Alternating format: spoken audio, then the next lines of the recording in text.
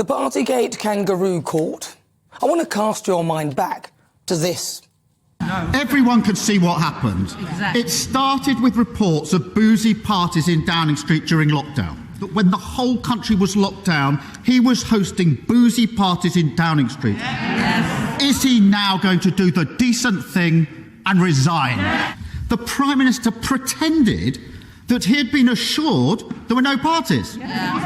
How that fits with his defence out, I do not know. Yeah. Understandably, it gained traction from people who lost loved ones, annoyed that they followed the rules whilst many in the political elite didn't. They blamed Boris. Then there was the established media who, in my view, showed a clear bias, and that, coupled with a load of Ramonas and those with hatred towards Boris, made Keir Starmer's job of denigrating his opposition a whole lot easier.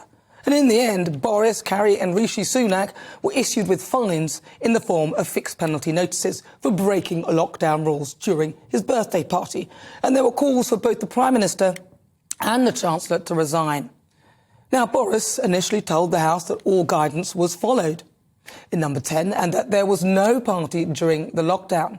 He said, in all frankness, at the time it did not occur to me that this might have been a breach of the rules. But then, after receiving the fine, he said that he now humbly accepts he did breach COVID-19 laws. We all prayed that this would actually be the end of it and politicians would finally address the issues facing the people of this country instead of focusing on themselves.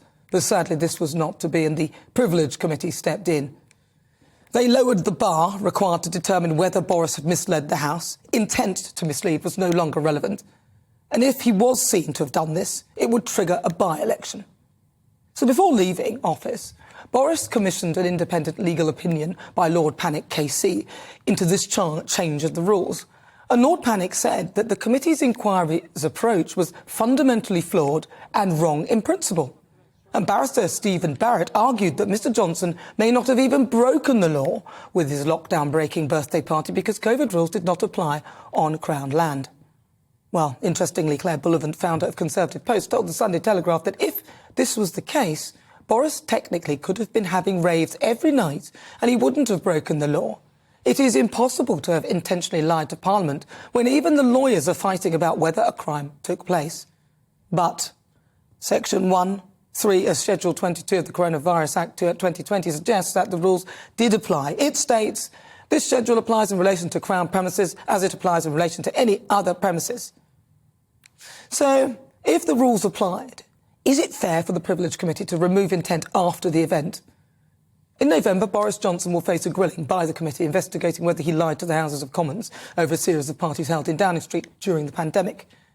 I don't know about you, but it feels a bit like a kangaroo court to me. Surely it's just time to move on from all of this.